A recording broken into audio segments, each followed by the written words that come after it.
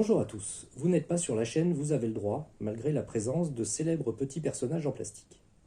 Vu l'histoire que je vais vous raconter, j'opte pour leur utilisation pour illustrer mon propos, sans risquer le bannissement de la plateforme. Si vous étiez sur la chaîne que je viens de vous citer, après avoir vu les 10 personnages tournés sur un disque, un youtubeur au nœud papillon élégant vous annoncerait « Le faux monnayage est puni de 450 000 € d'amende et de 30 ans de séchoir ». Même si vous pensez que la peine est lourde, elle n'est pas grand-chose au regard de l'histoire de la justice.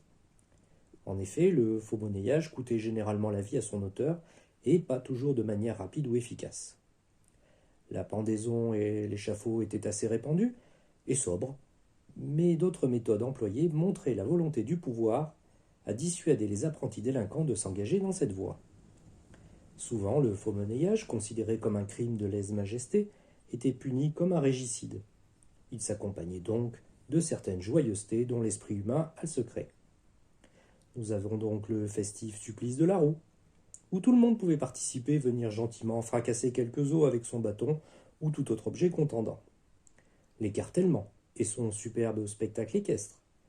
L'amputation de divers membres, suivie d'une éviscération, mais somme toute assez salissant. On pouvait donc plus simplement brûler vif le supplicié. À Tours, ville où on n'était pas les derniers pour la déconne, le conseil municipal a condamné à mort par ébouillantage un faux monnayeur de 26 ans, Louis Secrétin.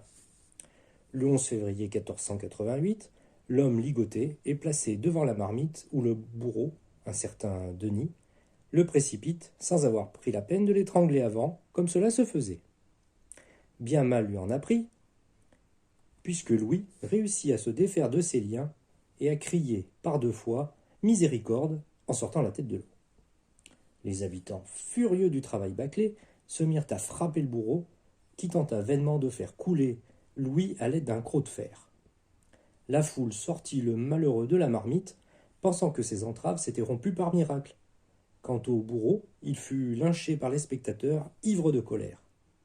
Et Louis fut caché en l'église des Jacobins où il fut soigné. Le roi Charles VIII, apprenant l'histoire, donna sa clémence à Louis. Il gracia également les habitants pour le meurtre du bourreau, puisqu'une tradition ancienne voulait que lorsque le bourreau remplissait maladroitement son office et qu'il manquait le condamné, il devait prendre sa place.